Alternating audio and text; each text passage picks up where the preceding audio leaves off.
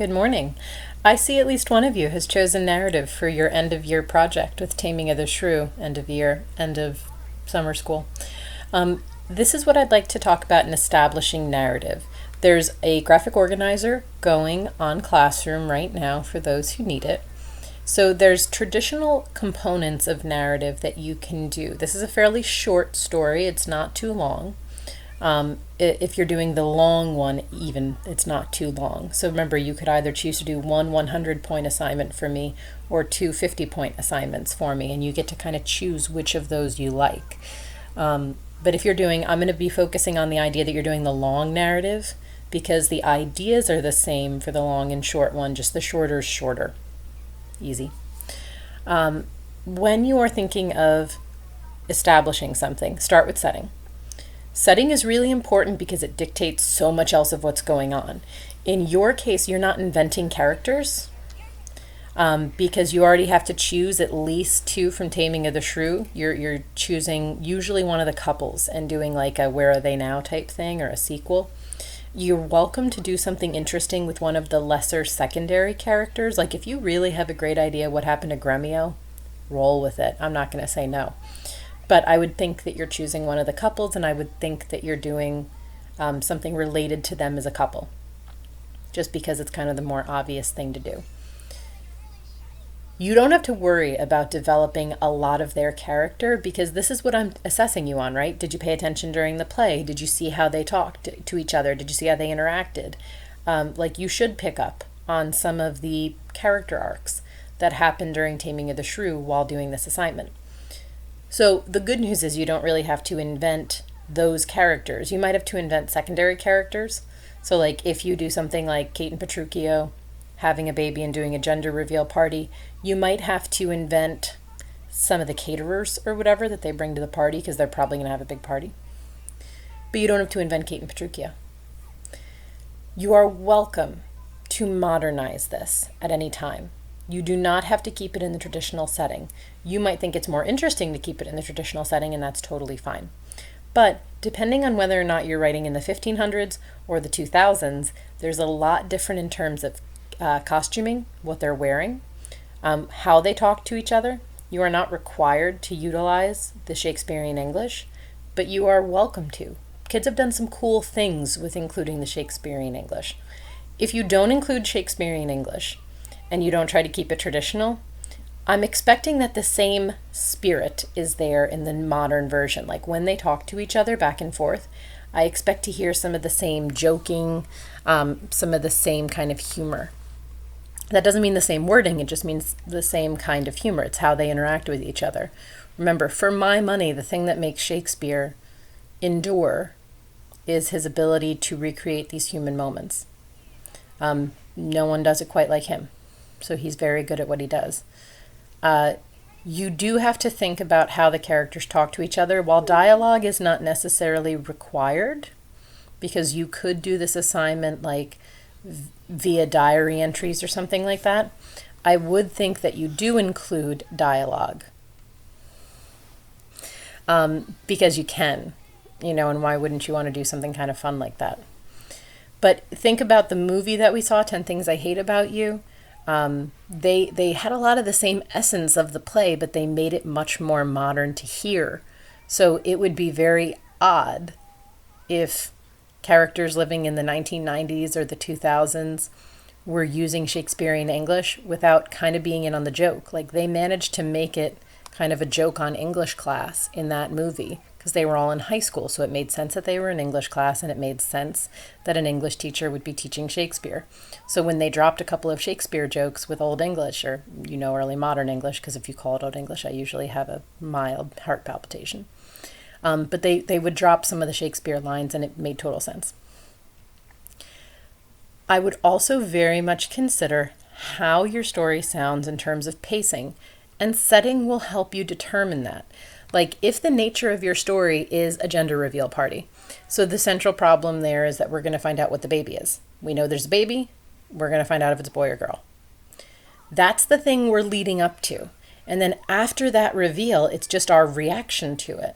So like your rising action is establishing the party, everyone getting ready for the big reveal, boom, big reveal. and then what happens after. It's kind of important what the characters do after, but it's sometimes shorter. Now, in a very traditional way of establishing that story, in a 3-page story, you would break that down in even thirds. So you would do a page of rising action, which is here's everyone and here's why we're here. And then you would do like a page dealing with the central problem, give or take.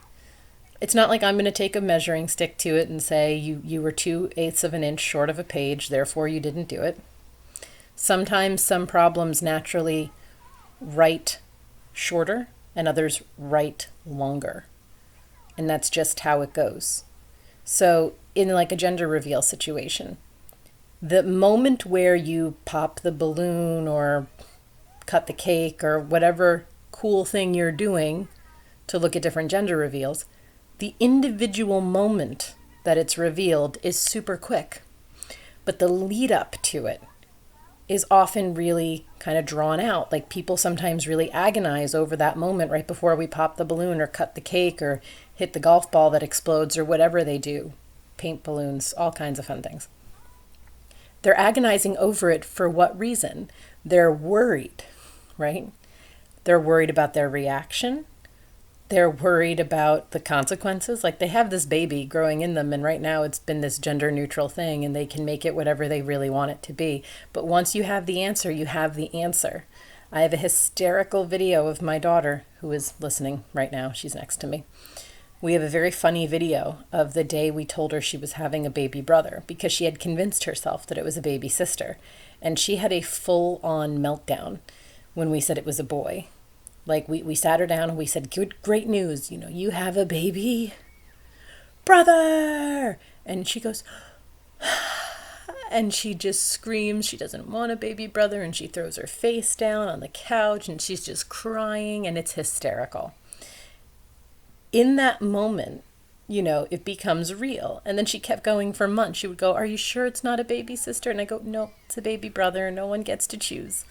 It's nerve-wracking, right? Like in a time before you find out what you're having, and we find out in the modern age, you find out around 10 or 11 weeks.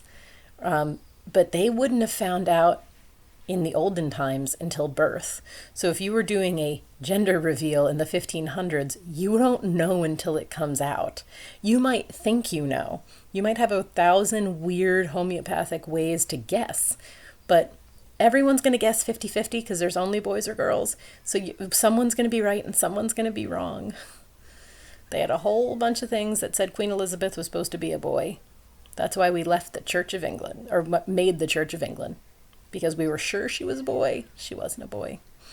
But if you're in the modern age, they get to find out what they're having before the baby's born, which some people really like and some people don't. I had a friend who, when she found out what she was having, it was the opposite of what she always believed she would have. She always believed she would have a certain gender. That was what she had set her mind to. She absolutely knew for a fact that that's what she was having. And when she found out, it was the opposite. She was having the opposite of what she had always, for her whole life, thought she would have. And she pretty much thinks that'll be her only kid. She was really disappointed. She was disappointed for months. The worst thing was that what she wanted, I was having. So it was like, you're having that? But I wanted that. And it's like, yes, well, I wanted the other one too, but I'm also quite pleased. I'm not going to sit here and be upset over what I'm having. Because hopefully 10 fingers, 10 toes, 2 eyes. So when you're doing something like that in terms of the story, consider what people really are worried about.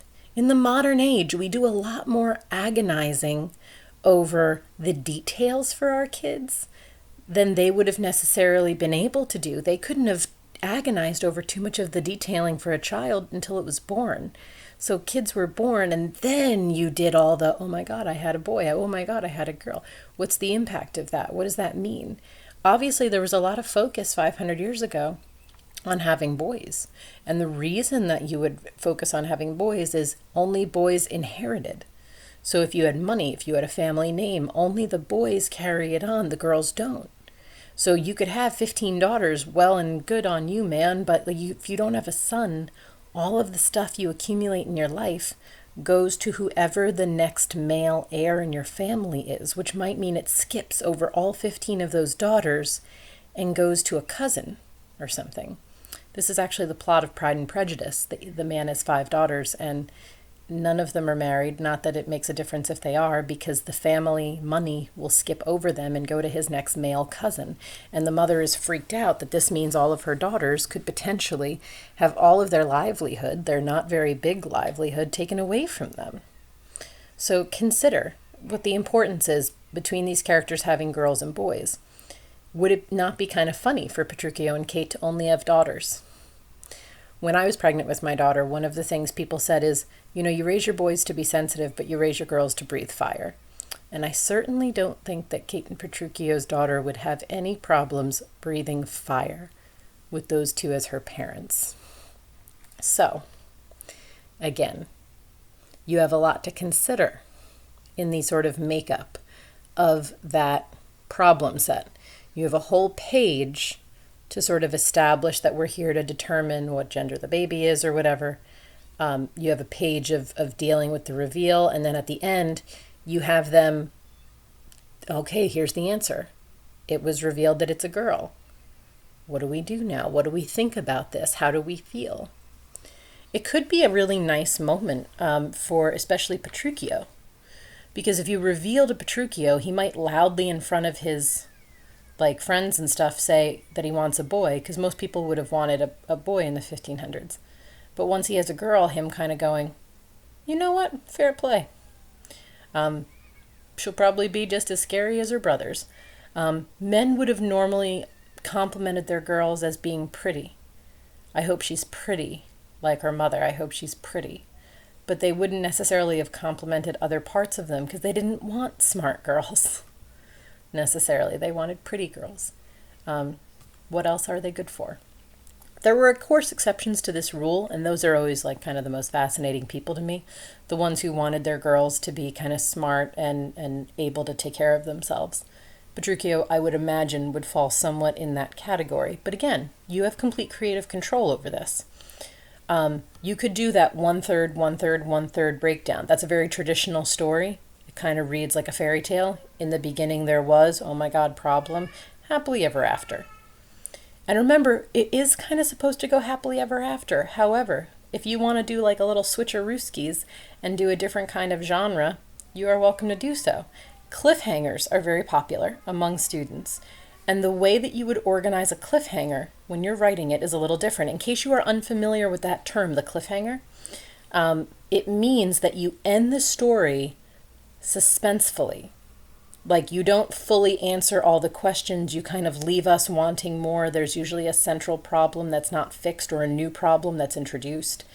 It's frequently how horror movies end. You think that you've defeated the scary zombies and you think everything's done, and then everyone goes home and the camera pans out and then just one undead hand rises out of the ground. Just to show you that it's not really over yet. This is very popular frequently with students who do some sort of horror genre. It'd be kind of cool to do a genre swatcheroo with this. The way you would organize a cliffhanger, though, from the beginning is a little different. So usually you spend a little more time than average in the lead up. You really need to establish setting, character, and how the characters feel about things, because normally you go back to one of those sort of threads and pull on it for the cliffhanger. So you spend a lot more time establishing kind of the rules of the world and what's happening and how the characters see it. The climax needs to be interesting enough that we're reading the story going, interesting, I'm engaged, I'm interested in what happens with this. But it can't be so big a problem that the solving of the problem renders all other things kind of handled and uninteresting. So I'm a huge Marvel nerd. In the scope of cliffhangers,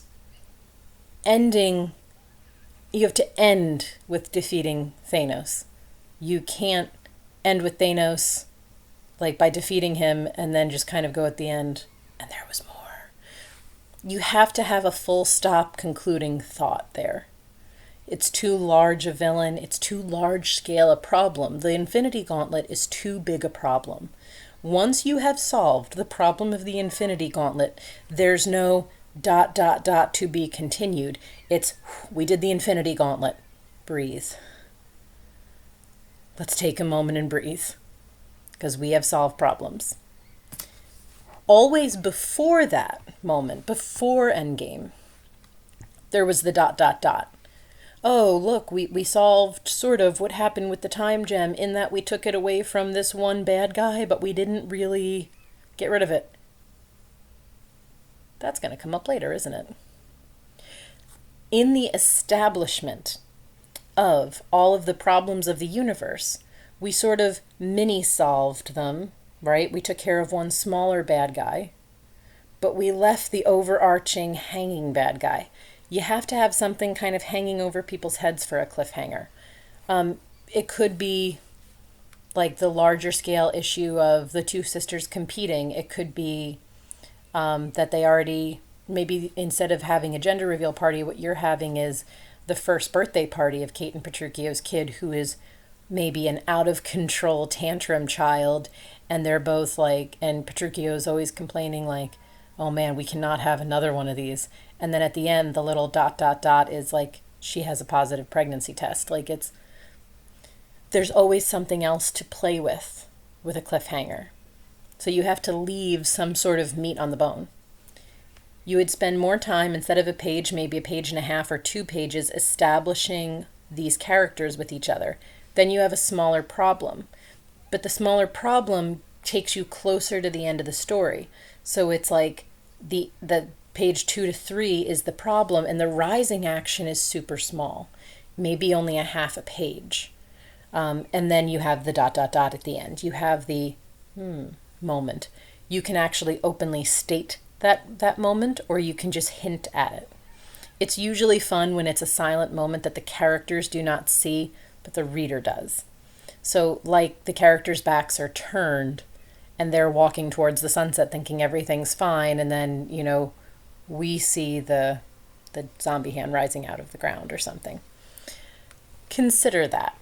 It's by no means mandatory, but I've had some really amazing student stories who chose the cliffhanger approach. And in some ways they found it easier, because if you know your problem and you know your central characters, that makes up more than 2/3 of the story. It makes up 2.5 pages. Your falling action's really short. Some kids only had like a 1-sentence falling action because of how their problem resolved itself. So if you're really bad at the falling action, consider that as a setup. In the meantime, I'm going to go check in, give you guys some additional resources, and happy drafting, kids.